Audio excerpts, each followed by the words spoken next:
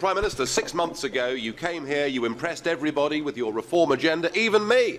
I said if you achieved your goals, I would support you. Economic reform was the cry. And within a couple of weeks, the Commission had proposed to scrap 68 new laws. I thought, crikey, perhaps Blair's going to do it. Perhaps he really is going to reform and change. But no, under your presidency, there have been 3,350 new legislative acts. Total failure on economic reform. On the CAP, you said you'd work to achieve a consensus for reform. Well, in a way you have, I suppose, because you've got 24 countries against you. No CAP reform until 2014. On the budget, you said there'd be no surrender of the UK rebate.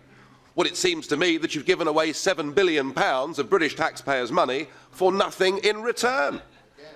Your only achievement is to open talks with Turkey, which is opposed by the vast majority of people in Europe and will lead to an even higher bill.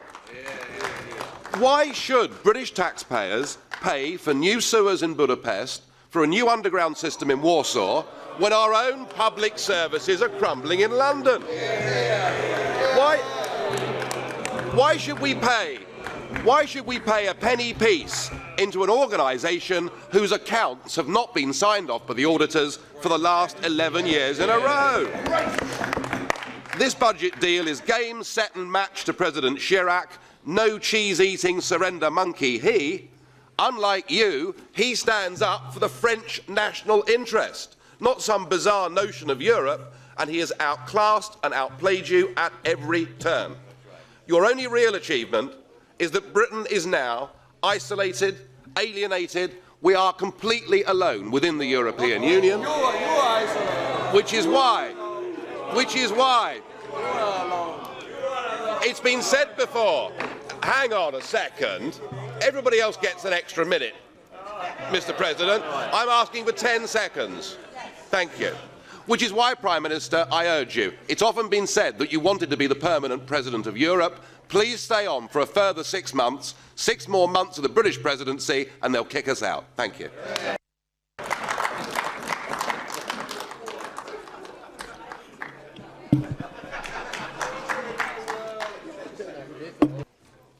Mr. President, when the Prime Minister came to Strasbourg in October, I told him he had come to survey the shattered wreckage of his European dreams.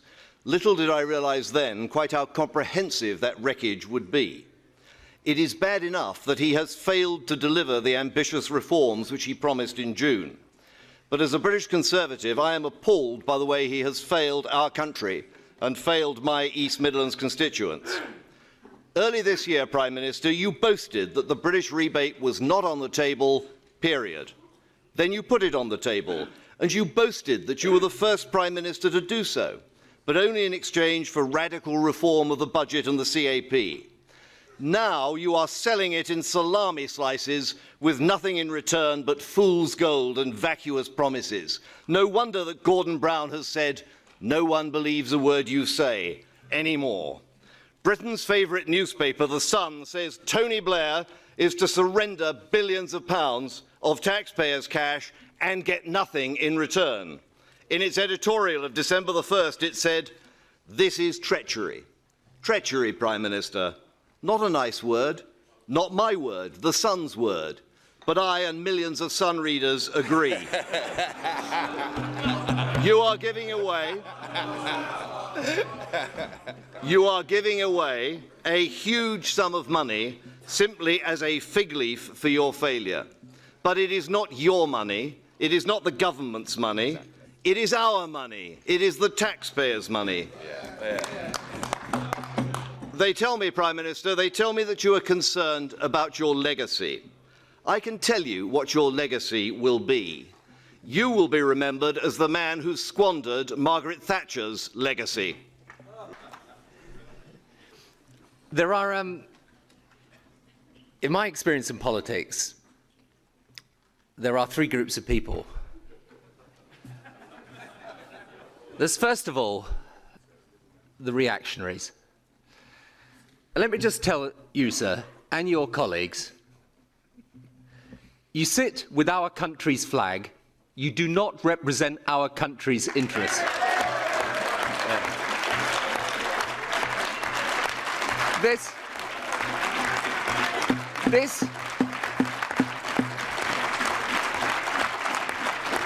is the year 2005. This is the year 2005, not 1945. We're not fighting each other anymore. These are our partners, they're our colleagues, and our future lies in Europe. And when you and your colleagues say, what do we get in return for what we contribute to enlargement, I tell you what we get. We get a Europe that is unified after years of dictatorship in the East. We get economic development in countries who we have championed. We get a future reform that allows us, once and for all, to put an end to discussion about rebates, common agricultural policy, and get a proper reform budget for Europe. That's what we get if we have the vision to seize that opportunity.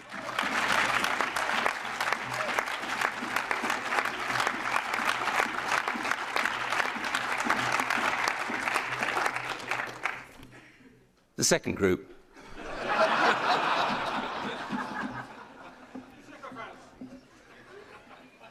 No, I'm afraid they're not a group I've ever come across in politics.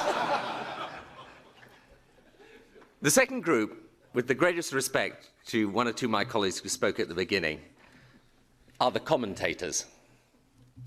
The people who, as I think you, sir, said, we shouldn't worry about our national perspectives, but just think about Europe when we come to negotiate the budget. Look, let's get a little bit of reality into this. Not only. Well, I'm glad you add in the not only, because when you're the leader of a national country and you come to a European negotiation, it is inevitable, honestly, that people are going to argue for their national interests. The great challenge of Europe, and actually its great achievement, is that despite people naturally and rightly arguing for their national interests, they nonetheless can come to a collective agreement.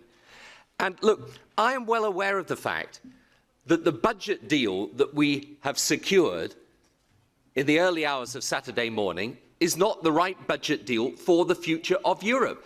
That's my case. It isn't. But what it does do is allow us, in the meantime, before we get that fundamental reform that we want to see, to settle the budget in a way that allows the new countries coming into Europe to have some certainty about the forward financial perspective. If they don't have that, then we may make our points to each other in this Parliament or in the Council, but they, meantime, suffer. And I happen to think that when we put that extra money into Eastern and Central Europe, it's not a cost to us, it's an investment in our collective future. I genuinely believe that. And I think that if you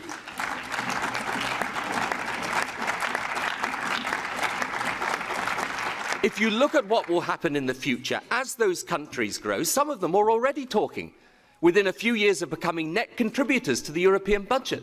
That's a fantastic thing for them even to contemplate, never mind achieve. But we need to give them that budget certainty now. Now, many people have talked about my speech in June.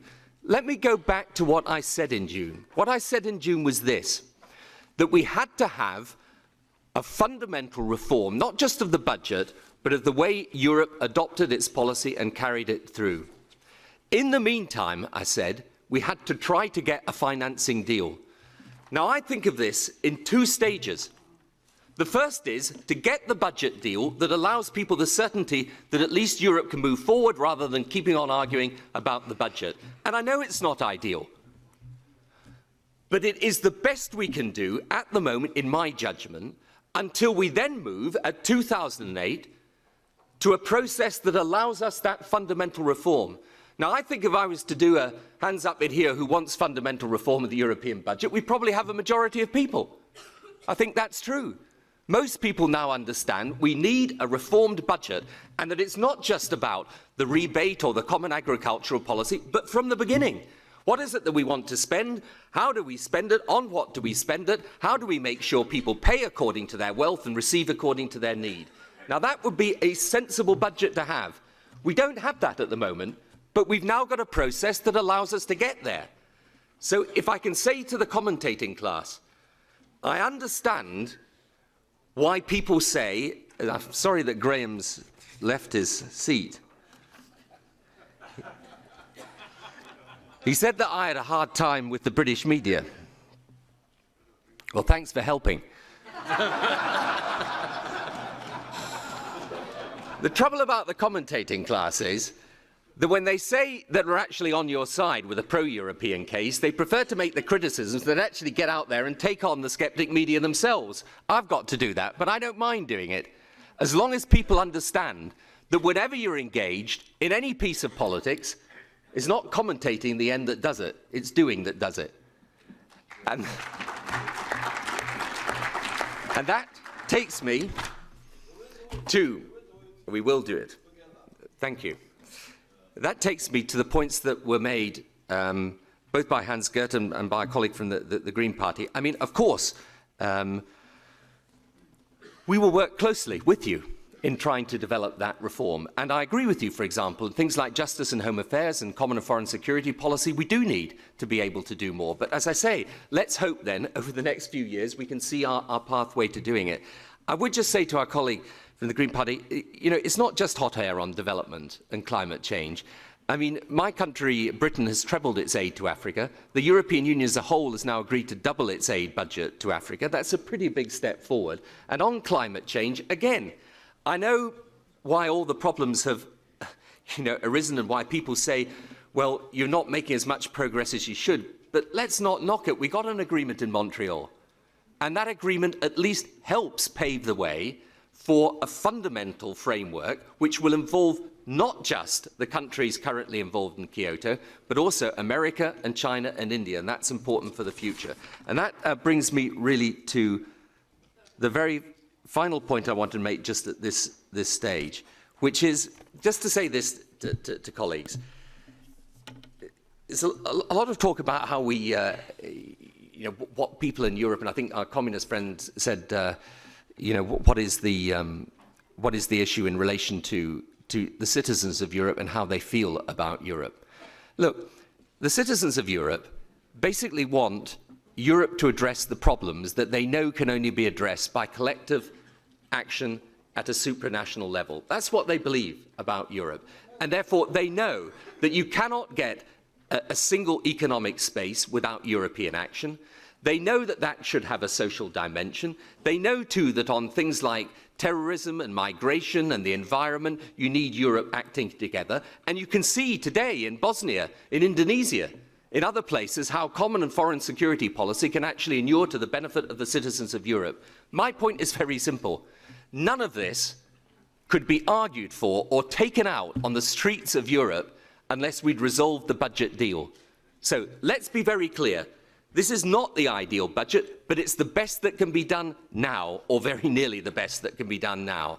Then let us all together, Commission, Council, Member States, European Parliament, work out how in the next few years we can build the consensus for a changed and reformed Europe in which the budget is a rational part of that future, not an unfortunate piece of horse trading on the basis of the way the budget has grown up over the years in the past. Now, we can do that if we have the political will to do it, but it won't be done with the greatest respect by reactionaries or by commentators. It'll be done by doers. Thank you.